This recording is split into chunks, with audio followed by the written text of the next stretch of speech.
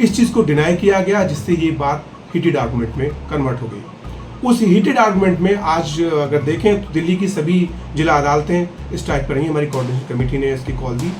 सबसे बड़ा हमें दुख का विषय ये था कि यदि कोई मुद्दा जो हमारी बार एंड बेंच के बीच में था, उसमें वहाँ पर पुलिस को बुला करके न केवल कोर्ट कंपाउंड बल्कि कोर्ट रूम्स में ब्रूटल लाठीचार्ज कराया गया, जिससे हमारे बहुत सारे वहाँ वकील भाई घायल हुए। ये चीज़ें बढ़ावा देती है असामाजिकता फैलाने के लिए।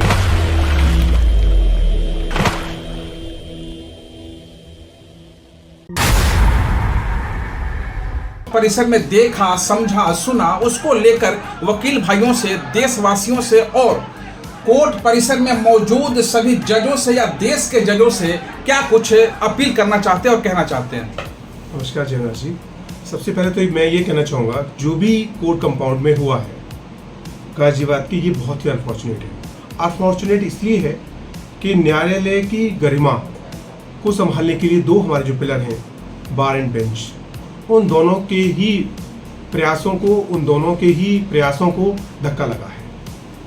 जैसा कि हमने वीडियो में देखा या लोगों से वहाँ पर बातचीत की, एक वहाँ हमारे एक senior advocate mister Nahar Singh Yadav ji, जो बार के फॉर्मर प्रेसिडेंट भी रहे हैं, उनका किसी बात पर वहाँ के डिस्ट्रिक्ट जज से एक विवाद होता है। विवाद हमारा कभी पर्सनल नहीं होता। हम हमेशा कोई भी लड़ाई लड़ रहे होते हैं, वो आम जन को न्याय दिलाने के लिए लड़ रहे होते हैं। हमारा कुछ भी व्यक्तिगत नहीं होता है। और मैं ये कहता हूँ कि जहाँ व्यक्तिगत होकर के हम चीज़ों को लेना शुरू कर देते हैं, वहाँ पर चीज़ें कभी भी अच्छे प्रारूप में सामने निकल कर नहीं आती हैं। जैसा कि हमने वीडियो में देखा, एक रिक्वेस्ट की गई थी, एक एंटीसिपेटरी बेल थी जिसमें डेट पड़ी जा रही थी। तो वहाँ पर वकील साहब का ये रिक्वेस्ट था कि इसमें निस्तारण के लिए आज अगर समय है, क्योंकि छुट्टियाँ आने वाली हैं, अगर यहाँ हैवी वर्कलोड है, रोस्टर हैवी है, तो इसको दूसरी जगह ट्रांसफ़र कर दी जाए। लेकिन मुझे पता नहीं किन कारणों से इस चीज़ को डिनाई किया गया, जिससे ये बात हीटेड आर्गूमेंट में कन्वर्ट हो गई। उस हीटेड आर्गूमेंट में आज अगर देखें तो दिल्ली की सभी जिला अदालतें स्ट्राइक पर रही। हमारी कोऑर्डिनेशन कमेटी ने इसकी कॉल दी। सबसे बड़ा हमें दुख का विषय ये था कि यदि कोई मुद्दा जो हमारी बार एंड बेंच के बीच में था, उसमें वहाँ पर पुलिस को बुला करके न केवल कोर्ट कंपाउंड बल्कि कोर्ट रूम्स में ब्रूटल लाठीचार्ज कराया गया, जिससे हमारे बहुत सारे वहाँ वकील भाई घायल हुए। ये चीज़ें बढ़ावा देती है असामाजिकता फैलाने के लिए। रीज़न, अगर हम कोई चीज़ है इसको हम टाल सकते थे। हम जनरली देखते हैं कि अगर इस तरह कोई भी घटना, अप्रिय घटना अगर कोर्ट रूम में होती है, तो जज साहब उठ करके अपने रूम में चले जाते हैं, या मैटर को अगर 12 बजे मैटर है तो उसको 2 बजे के लिए एडजॉर्न कर देते हैं, या उसको ट्रांसफ़र कर देते हैं, जिससे कि इस तरह की अप्रिय घटना होने से बच जाती है। लेकिन वहाँ सभी ने देखा कि उस अप्रिय घटना को कहीं से भी टालने की मंशा हमारे माननीय जिला जज साहब की नहीं रही। उन्होंने अपने गाउन को उतारा, उन्होंने अपने कोर्ट रूम में अपने कोर्ट को उतारा और एक तरह से चैलेंज करने की भाषा में उस चीज़ को एग्रीवेट किया।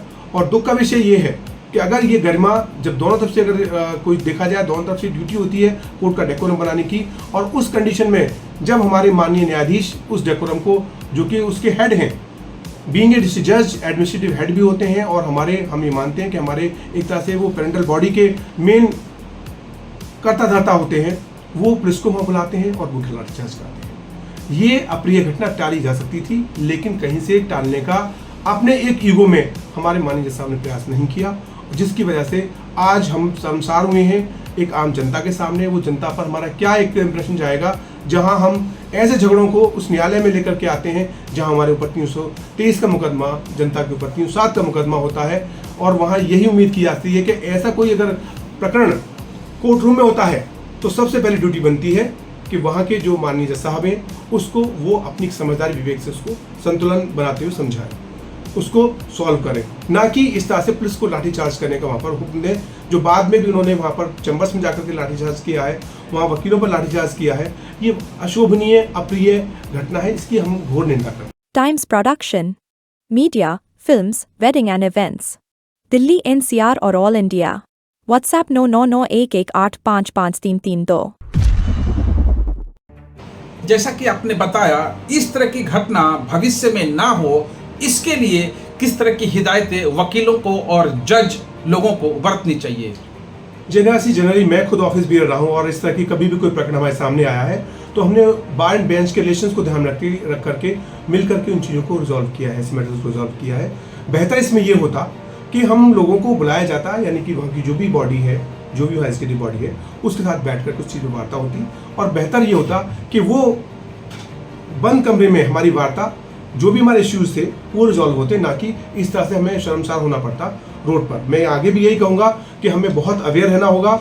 अभी हमारे द्वारका में भी इस तरह का इंसिडेंट हुआ कि जहाँ पर अपने बियॉन्ड लिमिट जाते हुए हमारे माननीय जज साहब ने कोर्ट में इस तरह कुछ फरमान दिया, और जिसके परिणाम भी कोई बहुत अच्छे नहीं माने गए। मैं ही मानता हूँ जुडिशरी और हम एक ही फैमिली के पार्ट एंड पार्सल हैं, और हमारा एक पर्सनल हमारा कुछ नहीं है, हमारा सिर्फ एक ही मोटो होता है। वो मोटो होता है समाज को हमारा डिलीवरी देना एक अच्छे न्याय की। उस प्रक्रिया में हमारा जब पर्सनल नहीं है तो ऐसा कोई भी आगे इंसिडेंट ना हो, उसके लिए मैं यही कहूँगा कि हम एक दूसरे पर भरोसा कायम रखते हुए बार एंड बेंच के रिलेशंस को मजबूत करें, और इस तरह की कोई भी अगर घटना अगर हो भी गई है तो हम उसको आपस में बैठ करके सुलझाएं, उसको सुलझाएं। हम उसको बिल्कुल पर्सनल ना लें। हम जुडिशरी से अलग नहीं है, जुडिशरी हमसे अलग नहीं है। हमारा मोटो एक ही है कि हम अपनी न्याय व्यवस्था को मजबूत करें, हम जो समान जन है उसको एक अच्छी न्याय व्यवस्था दे पाएं। जैसा कि सर्वविदित है, वकील और जज दोनों की भूमिका ये होती है कि जो भी पीड़ित कोर्ट परिसर में आए, वकील और जज के शरण में आए, उनको न्याय दिलाना होता है। लेकिन आपस में झड़प जाए तो किस तरह का मैसेज आता है, और क्या यह पहली घटना हुई है इस तरह से? जैना जी, जैसे मैंने कहा कि ये कहीं से भी शोभनीय नहीं है, और ये पहली घटना नहीं है। कभी कभी हमारे अंदर एक इस चीज़ का ईगो आ जाता है कि हम एक जिस सीट पर बैठे हुए हैं, क्योंकि हम वहाँ संबोधन हमारा माय लॉर्ड भी होता है, योर ऑनर भी होता है, वो बहुत बड़ी सीट होती है और नेक्स्ट टू गॉड मानी जाती है। ईश्वर के बाद उस श्रेणी में हम अगर किसी को काउंट करते हैं तो वो न्यायाधीश को काउंट करते हैं। जब हमारे ऊपर इतनी बड़ी जिम्मेदारी है, इतना मान सम्मान हमको मिलता है, तो हमारी रेस्पॉन्सिबिलिटी उसके अकॉर्डिंग और ज़्यादा बढ़ जाती है। भविष्य में ऐसी घटना की पुनरावृत्ति ना हो, मैं फिर कहूँगा इसके लिए बहुत जरूरी है कि हमारे को अपने बैलेंसेस बनाने होंगे, हमारे को अपनी मर्यादा, अपनी लिमिट्स पहचाननी होंगी, और हमें थोड़ा सा टॉलरेट होना पड़ेगा।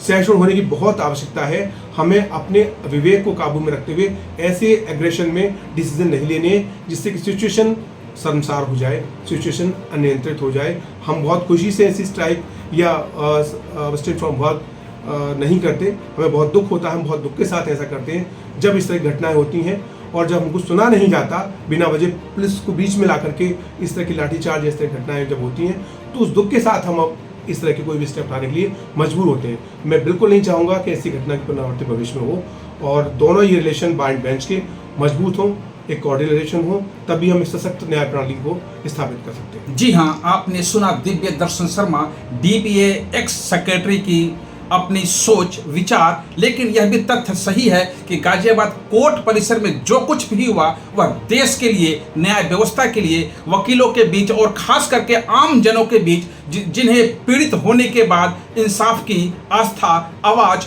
एक आस लगी रहती है, उन्हें भी हार्दिक दुख पहुंचा होगा, आत्मिक ग्लानि हुई होगी। लेकिन इससे किस तरह से सावधानी बरतनी चाहिए, आपने क्या कुछ सोचा समझा, कमेंट सेक्शन में जाके हमें भी बताने का प्रयास कीजिए। तब तक के लिए जय निवास का जय हिंद। जय।